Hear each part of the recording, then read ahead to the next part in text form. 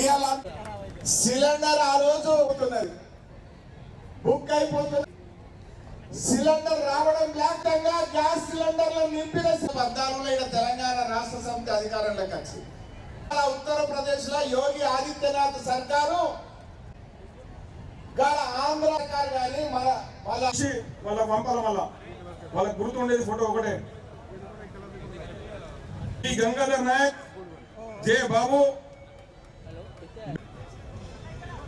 నవీన్, ఒక ఎమ్మెల్యే సెలవు అప్పండి, ఒక ఎమ్మెల్యే మేముంటే ఇవ్వండి, ఫటాఫట అయిపోతూ ఉంటుంది. 2 పాయింట్స్ శ్రీకాంత్, శారద, కావ్య, గాయత్రి.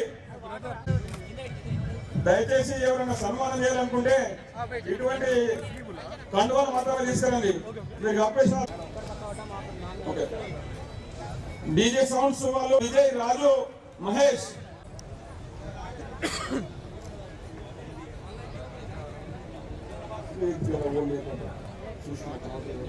లేట్ అవుతుంది.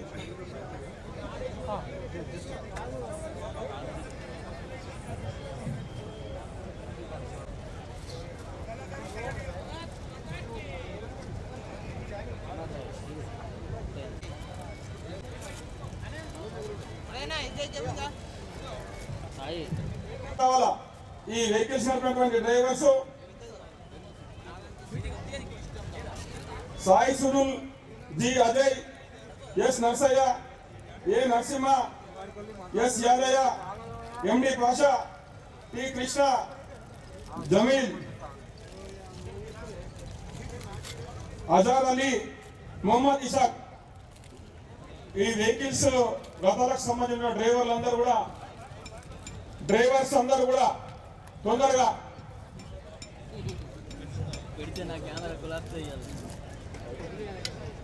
బయట. మన నితిన్ గడ్కరీ గారు నాణ్యతమైన పనికి ఈ రోజు జాతీయ రహదారుల మీద మనం అందరం ప్రయాణం చేస్తున్నామంటే దానికి కారణం వారు. దయచేసి సాయి వాళ్ళందరూ ఎవరున్నా కానీ ఇక్కడ నీకు లెఫ్ట్ సైడ్ రమ్మని చెప్పండి అమ్మా.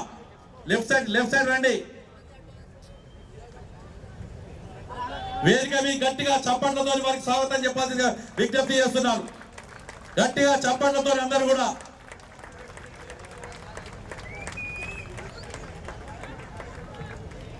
కార్పొరేటర్లు ఎక్కడి నుంచి లేచారు అక్కడ కూర్చోవలసిందిగా విజ్ఞప్తి చేస్తున్నాను.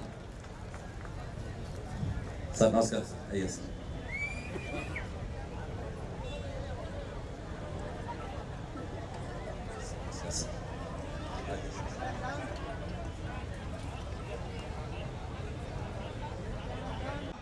ముగింపుకు मुख्य अतिथि का विच्चेసిన पेद्दलु नितिन गडकरी जी, धनपाल सूर्यनारायण जी और जी, ये पूरा यात्रा का प्रमुख पल्ले गंगारेड्डी जी और स्टेट जनरल सेक्रेटरी, ये पूरे क्लस्टर का इंचार्ज प्रदीप कुमार जी और प्रभारी जी हमारा।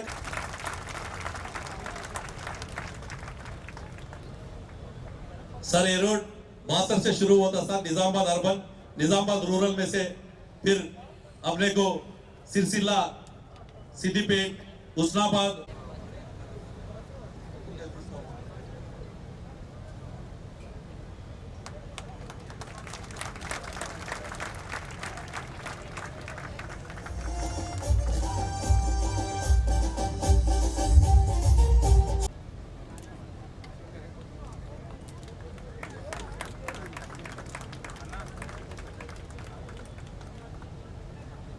अभी आर्मोल सर, आर्मोल एमएलए साहब राकेश रेड्डी फायर ब्रांड है।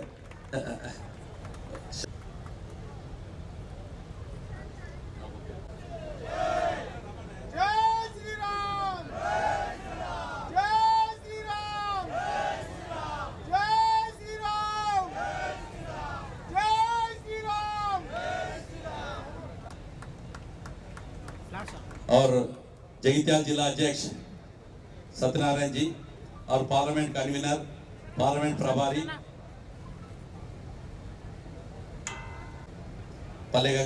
पेद्दल गंगारेड्डी जी, राजेश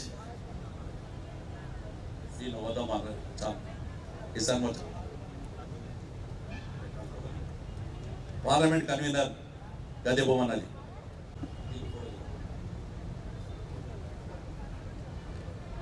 और प्रवलिका जी, दोनों पूरे इंदौर के महिलाओं के तरफ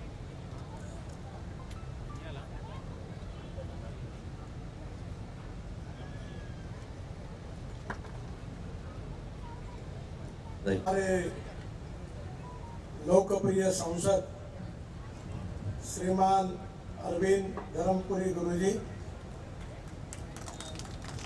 हमारे दिनेश पटेल जी, पार्टी के अध्यक्ष, सभी विधायकगण, पदाधिकारीगण और उपस्थित सभी भाइयों और बहनों,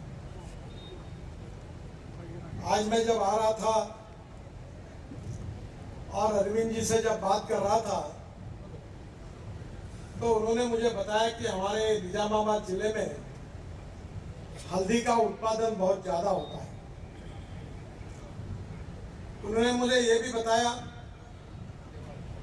कि पहले यहाँ शुगर फैक्ट्री थी, 10 साल से बंद पड़ी हुई है। मैं भी किसान हूं और आपके यहाँ से नजदीक, आप जब नागपुर की ओर जाते हो तो वर्धा जिले में मैं चीनी फैक्ट्री चलाता हूँ, फिर भंडारा गोंदिया जिले में एक फैक्ट्री चलाता हूँ, और आपके हाईवे पर बूटी बोरी लगने के पहले जाम के बाद नागपुर जिले में भी एक शुगर फैक्ट्री चलाता हूँ।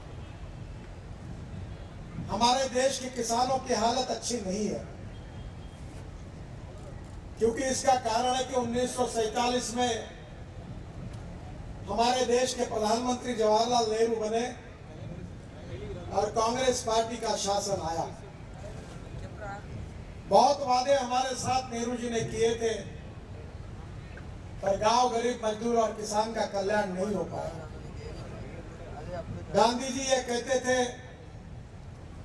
कि हमारी 90% आबादी उस समय गांवों में रहती थी, और धीरे धीरे ऐसी स्थिति आई कि गांव के लोग गांव को छोड़कर शहर की तरफ जाने लगे। हमारी मुंबई, चेन्नई, बेंगलोर, हैदराबाद, नागपुर, पुणे, इनकी सबकी आबादी बढ़ती गई और गांव की आबादी कम होती गई। अब हमारे गांव में देश की केवल 65% आबादी रहती है और 25 से 30% लोगों ने गांव को छोड़ दिया। वो मजबूर क्यों हुए? इसके लिए अगर कोई पार्टी जिम्मेदार है तो कांग्रेस पार्टी जिम्मेदार है, जिनकी गलत आर्थिक नीतियों के कारण ये परिणाम हुआ है।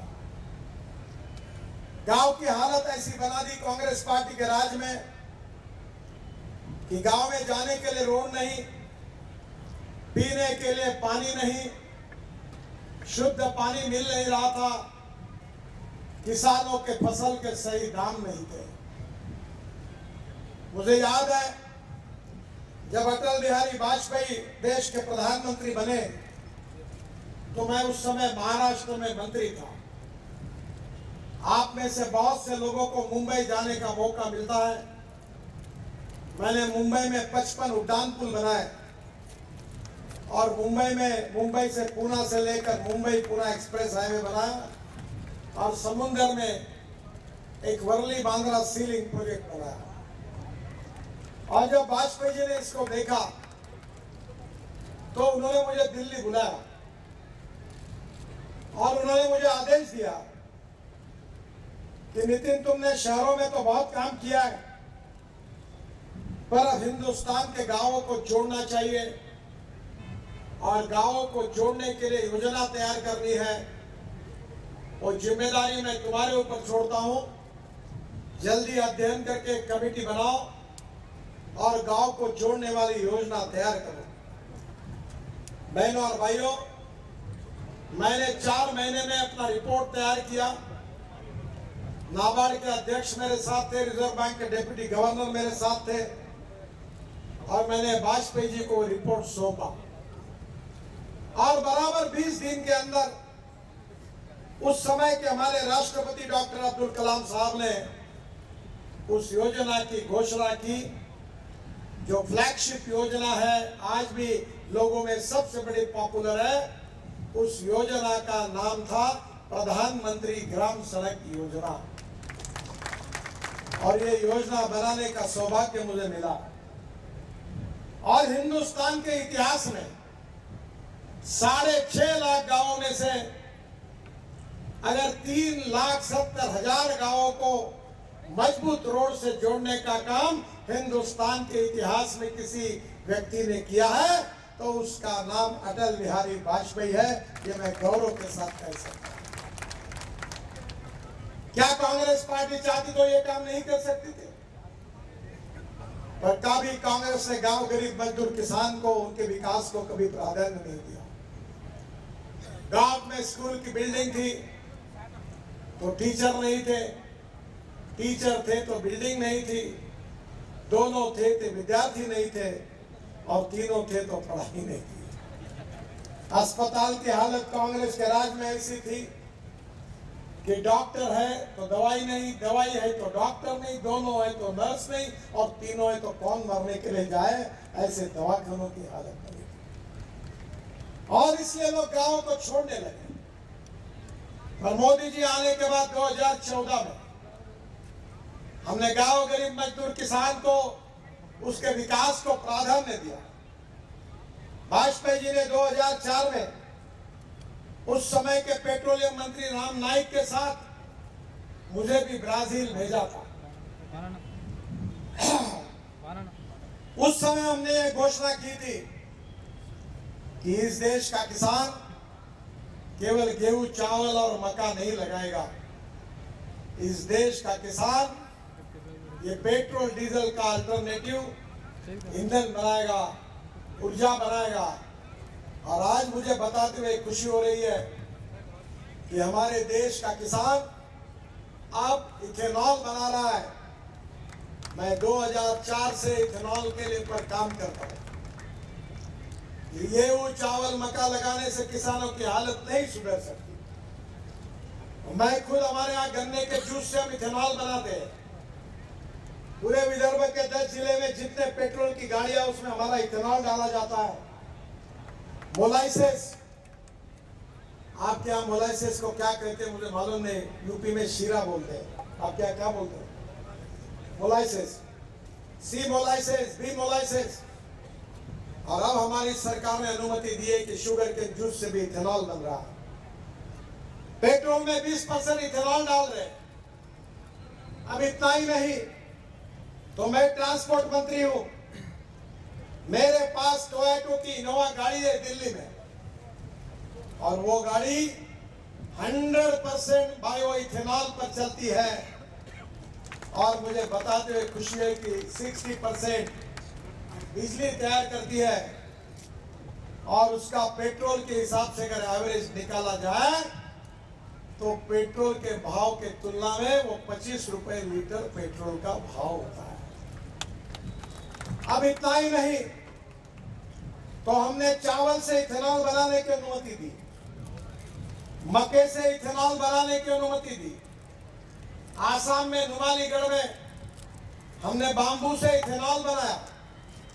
और अब पानीपत में हमने नया उद्योग खोला है, जहां से जो परली है, राइस क्रॉप जिसको आप तनस कहते हैं, उससे 1 लाख लीटर इथेनॉल बन रहा है और 150 टन बायो बिटुमिन बन रहा है और 76,000 टन हवाई ईंधन सस्टेनेबल एविएशन फ्यूल बन रही है, बायो एविएशन फ्यूल, जिसके ऊपर हवाई जहाज चल रहे हैं। एक समय किसान केवल अन्नदाता था, बाद में ऊर्जादाता बना। अब ऊर्जादाता नहीं तो बिटुमिन दाता बना है। अब बिटुमिन दाता नहीं तो हवाई जहाज के ईंधन भी किसान बनाने लगा। ये शुरुआत अगर इस देश में किसी ने की है तो मोदी जी के नेतृत्व में हमारी सरकार ने शुरुआत की। 16 लाख करोड़ के फॉसिल फ्यूल, डीजल, पेट्रोल आयात हो रहा। हमारा सपना है import substitute, cost effective, pollution free और इंडिजिनियस। मैं ट्रांसपोर्ट का मंत्री हूं। बजाज, टीवीएस और हीरो की स्कूटर, मोटरसाइकिल अब फ्लेक्स इंजन पर बन गई है। इतना ही नहीं तो टोयोटो के साथ सुजुकी भी गाड़ियां भी बन रही है और आने वाले समय में इंडियन ऑयल ने यह तय किया है कि 400 इथेनॉल के पंप अब हिंदुस्तान में शुरू होंगे और चावल से, मक्के से, शुगर केन जूस से, मोलाइसिस से, बाम्बू से, परली से, राइस स्ट्रॉ से बना हुआ इथेनॉल हमारे देश का फ्यूल बनेगा। हमारा इंपोर्ट कम होगा 16 लाख करोड़ का, और जो 5 लाख 7 लाख करोड़ बचेंगे वो किसानों के जेब में जाएंगे और किसान समृद्ध और संपन्न बनेंगे। बहनों और भाइयों, हमारे राज्य में हमने इलेक्ट्रिक स्कूटर लाई, इलेक्ट्रिक कार लाई, इलेक्ट्रिक बसेस लाई। अब किसान ग्रीन हाइड्रोजन तैयार कर रहा है। मैं हवा की बात नहीं कर रहा हूं। 3-4 घंटे लगते हैं, नागपुर आ जाओ, सब आपको देखने के लिए मिल जाएगा। अब पानी से हाइड्रोजन बना रहे, और हाइड्रोजन की गाड़ी मेरे पास दिल्ली में है, मर्सिडीज से भी अच्छी है, और वो गाड़ी हाइड्रोजन भविष्य का फ्यूल है। उस गाड़ी का नाम है मिराई, टोयोटो की गाड़ी है। मिराई जापानी वर्ड है। मिराई का अर्थ है भविष्य। इस देश का किसान केवल गेहूं, चावल, मक्का नहीं तैयार करेगा, तो इस देश का किसान ऊर्जा तैयार करेगा, ईंधन तैयार करेगा, बिटुमिन तैयार करेगा, हवाई ईंधन तैयार करेगा। तो क्या होगा? तो निजामाबाद से छोड़कर जो हैदराबाद गए हैं वो वापस लौट कर आएंगे, चलो घर के तरफ वापस यहाँ आएंगे। गांव समृद्ध बनेंगे, किसान समृद्ध होगा, किसान कर्ज मुक्त होगा और जवान युवाओं के हाथों में ये संभव है। मेरे ही क्षेत्र में यहाँ से नजदीक मैंने 15,000 युवाओं को नौकरी दी है। इस देश का किसान, गांव गरीब मजदूर किसान का भला होना चाहिए। किसानों की आत्महत्या रुकनी चाहिए। आदिलाबाद के हमारे यवतमाल जिले में हजारों किसानों ने आत्महत्या की।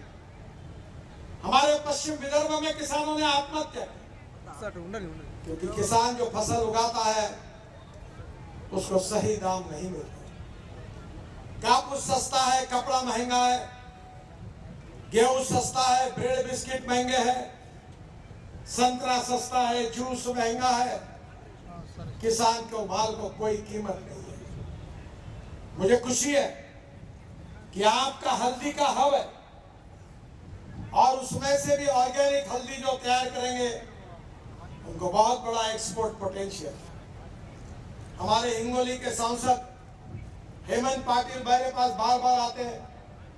अब हिंगोली में भी बहुत हल्दी लगने लगी है और लगातार वो बड़ा प्रोजेक्ट वहां डाल रहे हैं, और मैं वहां ड्राई पोर्ट बना रहा हूं ताकि वहां की हल्दी की पाउडर डायरेक्ट दुनिया में एक्सपोर्ट हो जाए, किसानों को उसका फायदा मिले। बहनों और भाइयों, इस देश का किसान समृद्ध और संपन्न बनना चाहिए। गांव की तरक्की और विकास होना चाहिए, और गांव में उद्योग शुरू होने चाहिए। उद्योग वही शुरू होते हैं, व्यापार वही बढ़ता है जहां water, power, transport and communication होता है। बिजली चाहिए, पानी चाहिए, टेलीकम्युनिकेशन के साधन चाहिए और रास्ते चाहिए। मैंने अपने ऑफिस में American president John F Kennedy ji का एक बहुत बड़ा स्टेटमेंट लिख कर रखा हुआ है। जॉन एफ कैनेडी ने कहा, क्या कहा था? उन्होंने कहा था, American roads are not good because America is rich, but America is rich because American roads are good. Road अच्छे बनने से समृद्धता और संपन्नता आती है। मैं आपकी तेलंगाना राज्य में 2 लाख करोड़ के रोड बना रहा हूं, 2 लाख करोड़। आप किसी भी जिले में जाइए, सब जगह काम शुरू है। केवल रोड नहीं बना रहा हूं, मैं एक्सप्रेस हाईवे बना रहा हूं, ग्रीन एक्सप्रेस हाईवे।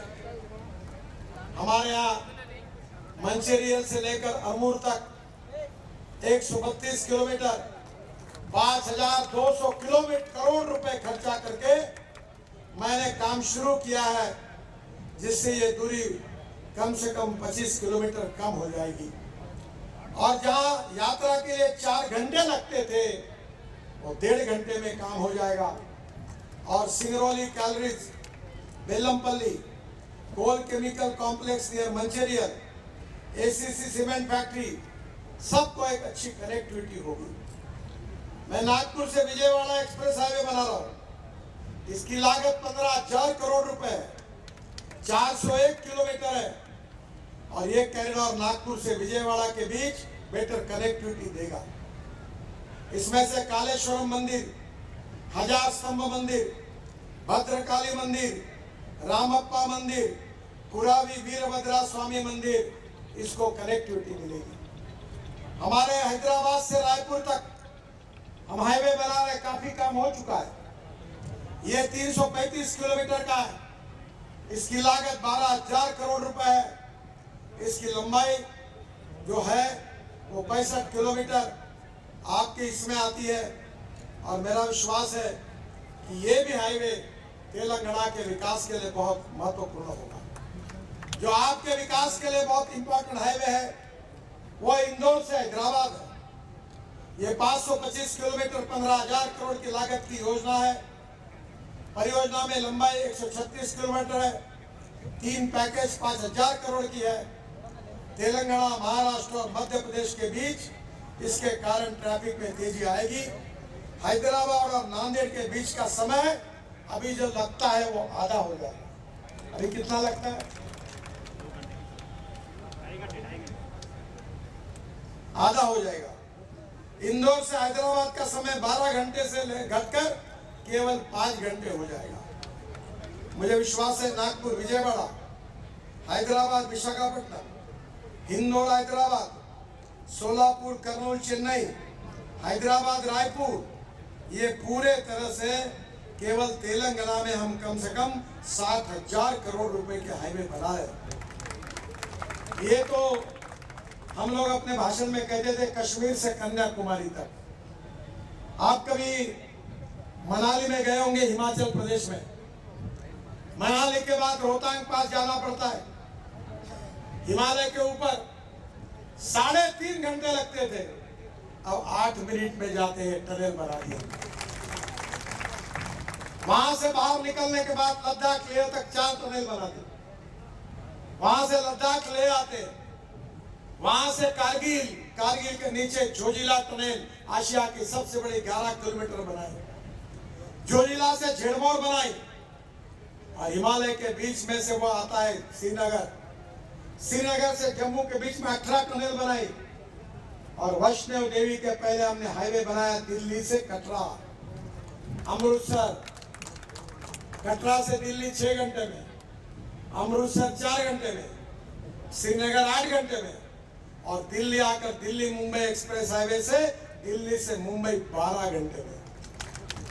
और सूरत से लेकर हम नासिक जाएंगे, और नासिक से निकलकर अहमदनगर आएंगे, अहमदनगर से सोलापुर आएंगे, सोलापुर से कर्नूल आएंगे, और कर्नूल से हैदराबाद, चेन्नई, मैंगलोर, कोची, त्रिवेंद्रम और कन्याकुमारी तक एक्सिस कंट्रोल रोड से चले जाएंगे। तो हम भाषण में कहते थे कश्मीर से कन्याकुमारी तक, तो कश्मीर से कन्याकुमारी तक रास्ता बन गया। रास्ते बनेंगे तो उद्योग और व्यापार बढ़ेगा। मेरा विश्वास है कि तेलंगाना में जो राज्य है, जिस प्रकार से वो राज्य काम कर रहा था इसके पहले, उन्होंने एक ही काम किया, न जात पर न बात कर, खाओ खींचो, अपने बाप का माल है, जितना लूटना है उतना लूटो, एक पाव डटाओ, गरीबी हटाओ। अब कांग्रेस वालों ने तो हमको मूर्ख बनाया। इसके पहले भी कांग्रेस थी, पर देश का विकास नहीं हुआ। और इसलिए मैं आपके पास आया हूं कि इस देश का किसानों का भला कौन कर सकता है, इस देश के युवाओं को रोजगार कौन दे सकता है, इस देश के महिलाओं को अपने अधिकार कौन दे सकता है, इस देश में युवाओं के हाथों में नॉलेज के आधार पर दुनिया की ताकत कौन बना सकता है हिंदुस्तान को, इन सब सवालों का एक ही जवाब है कि भारतीय जनता पार्टी ही इस देश के तस्वीर को बदल सकती है।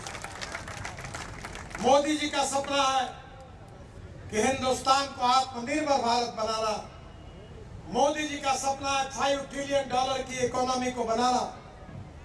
मोदी जी का सपना है कि वर्ल्ड की 3rd लार्जेस्ट इकोनॉमी हिंदुस्तान को बनाना, गांव गरीब मजदूर किसान का कल्याण करना। और ये विकास का काम करने की ताकत हमारी सरकार में है। ये केवल हम बातों में नहीं कहे, तो 10 साल ये काम करके हमने दिखाया है।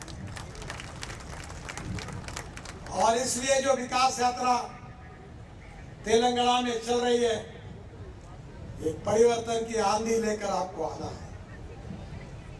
आपने टीआरएस को भी देखा, उसके पहले कांग्रेस को भी देखा।